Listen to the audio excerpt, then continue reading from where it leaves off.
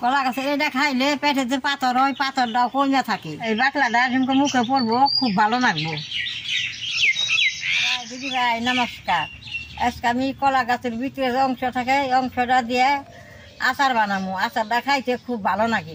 আমরা আসামে থাকি, আসামে মানুষে এই কলা গাছের ভিতরে ইটা দিয়ে আচার বানিয়ে খাই। আমরা মধ্যে মধ্যে বানিয়ে খাই। আজকে আমি আপনাকে দেখাই কিভাবে আচারটা বানাই। কলা গাছটা ছুলিয়ে আর পাতলা করে নেবো। পাতলা করে নিয়ে সুন্দর করে ভুজির করে কাটুম, কাইটে আচারটা বানাবো।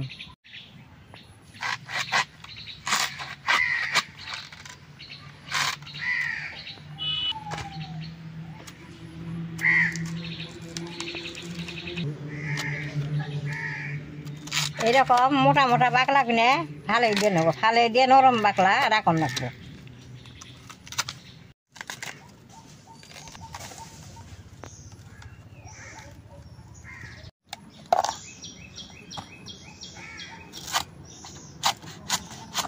মাঝখানের এইটি রাখছি আর সবটি খোলা ফালিয়ে দিছি।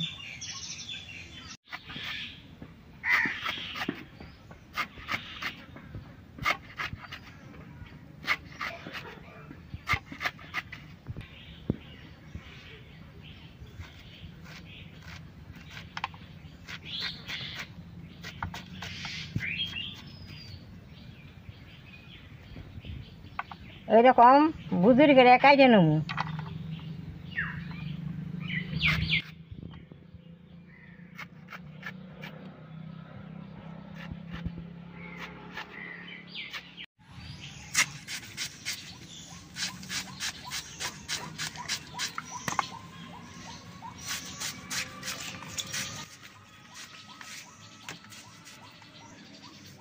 দেখেন একবারে ক্যান্ডেলের মতো কি সুন্দর কুমলা।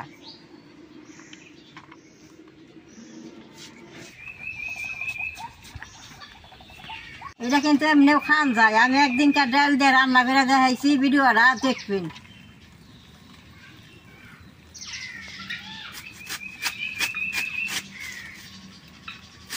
এটা কিন্তু খাওয়া খুব ভালো, পেটের পক্ষে খুব উপকার।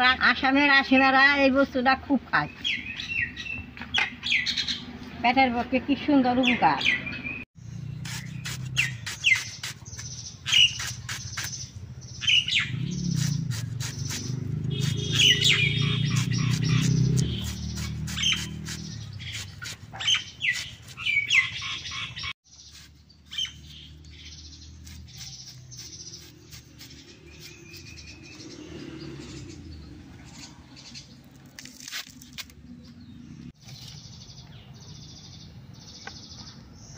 গুনে কাইটা নিছি, এখন আমি গাবলায় ঢাইলে অল্প লবণ দিয়ে মাইকা নেব।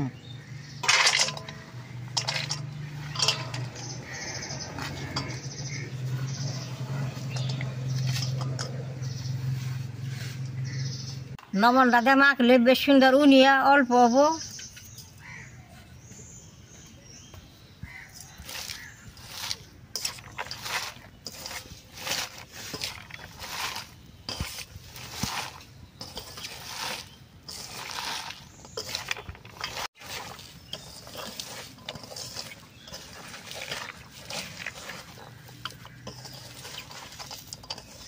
এই কলা গাছের বস্তুটা খাওয়া যা উপকার, যারা খাইছে তারাই বুঝবো, যারা না খাইছে তারা তো জানেই না।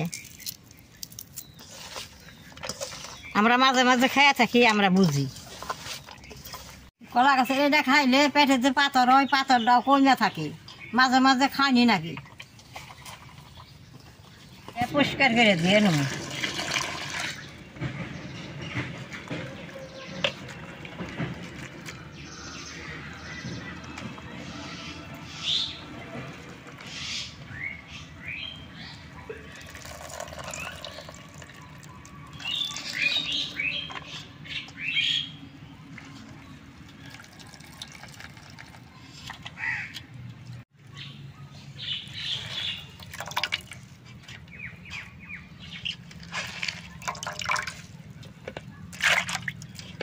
দাদা ভাই দিদি ভাই, এইটা এখন আমি অল্প জরা দিমু। জরা দিয়ে এটা নিমু কাইটা নেবো।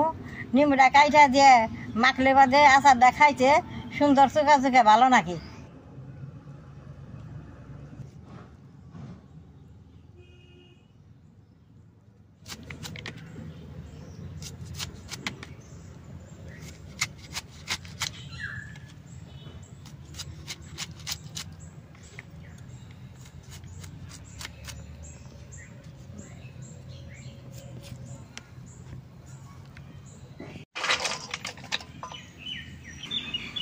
অল্প হলদি আর নেমু রাস্তি ফিরা দিয়ে বেশ সুন্দর করে মাইকা নেবো।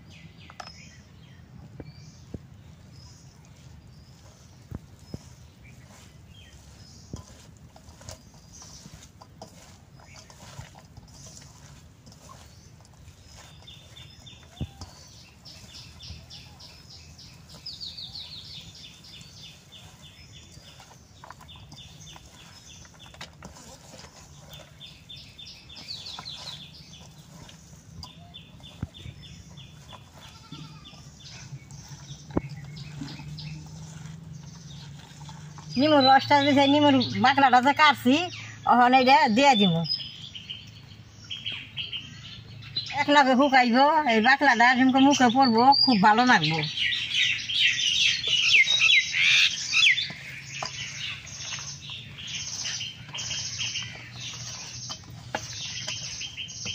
এইটা কিন্তু আজকে বানান যাব না, এটা এক রোদ দিয়ে শুকান লাগবো। অনেক রোদ উঠছে, ওখানে আমি শুকাই দিব।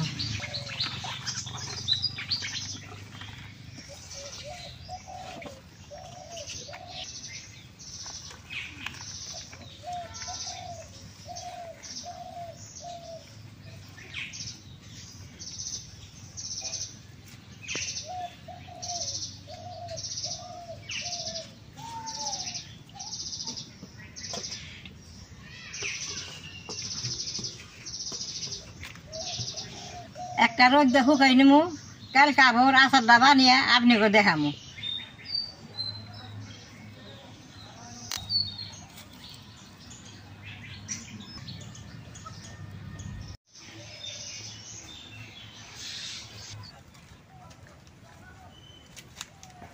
দাদা ভাই, দিদি ভাই, কলপচরা যে শুকা দিছিলাম 2 রোদে শুকিয়ে এরকম হয়েছে।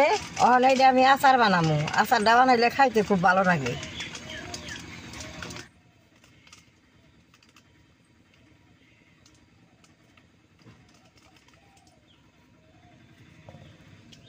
আচারটা বানাবার নিকে আমি এটি মশলা নিছি। এই যে এটার মধ্যে কালি জিরা আছে, মেথি আছে, দিগলা ফজ আছে, আর এটি জিরা নিছি। আর বাকি মশলাটা আমার ফাঁকি আছে। এটি বস্তু আমি এখন বাইজা নেবো।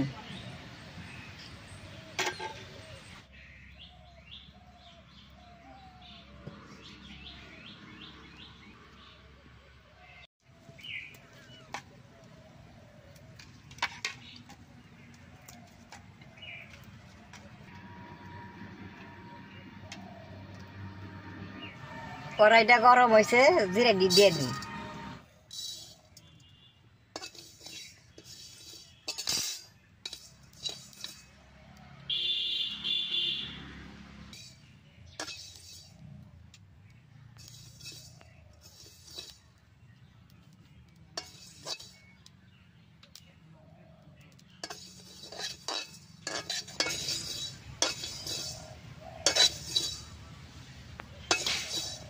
জিরাটি ভাজা হয়েছে, নামাই নেব।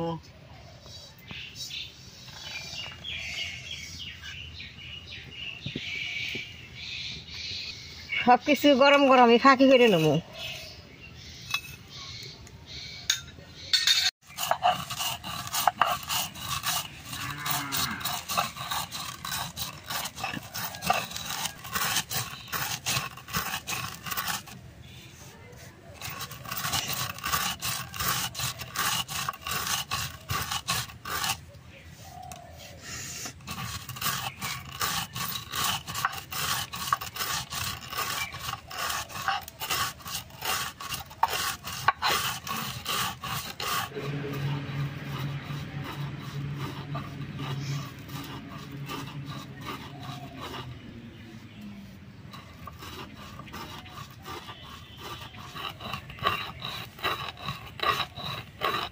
দাদা ভাই, দিদি ভাই, মশলাটা এইরকম ফাঁকি করছি। মশলাটা এখন আমি উঠিয়ে নেব। একবার ফাঁকি করে নেই অল্প রাখছি, এটা খাইবার গেলে দাঁতে বাজলে বাস নাই হোক। দাদা ভাই দিদি ভাই আচারটা সরষের তেলটা বানাইলে ভালো লাগে, তেলটা গরম করে নেবো।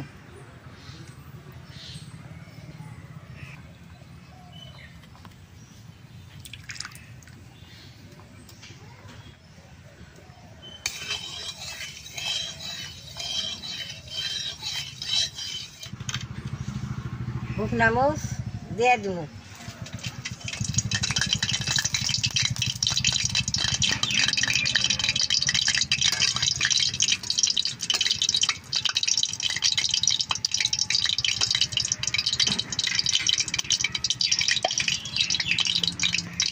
মরিচটা তেলে অল্প পুড়ে নেব।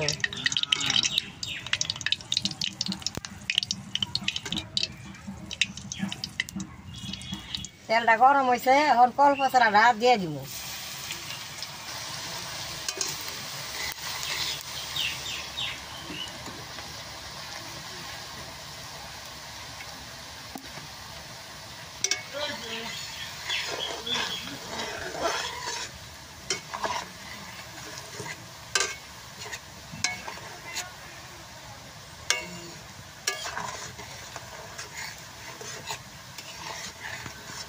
এইটার চুলার মধ্যে রাখন যাবো না, রাখলে বোধ হয় তিতে হয়ে যাবো। এটা আমি নামিয়ে নিয়ে মশলাটা দিয়ে দিব।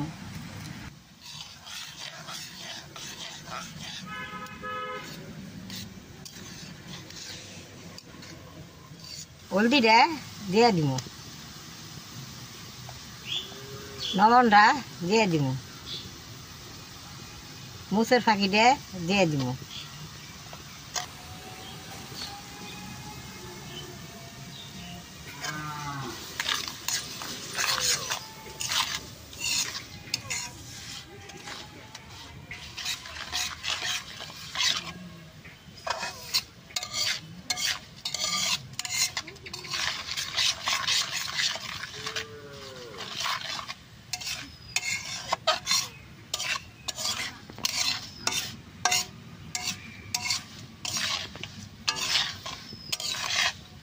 আচারটা এরকম করে নাড়তাছি না, বেশ সুন্দর বাসনা বেরিয়েছে।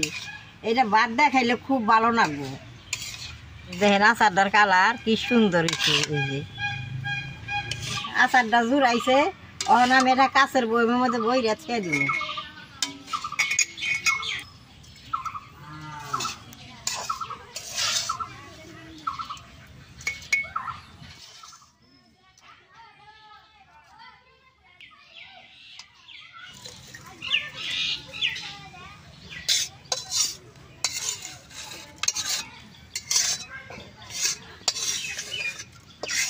দাদা ভাই দিদি ভাই আচারটা বইমের মধ্যে বললাম, এটা আমি এখন থুয়ে দিব। 6 মাস থাকলেও কিছু হবো না। আমি তখন খামু না, আমি একদিন পরে অল্প খামু। কম করে আমার মতো আপনারা ঘরে বানিয়ে খাইবেন। আমার এই ভিডিওটা দেখে যে আপনাকে ভালো লাগে, নেট করবেন, শেয়ার করবেন, আমার পাশে থাকবেন, আলরা টিভি দিবেন।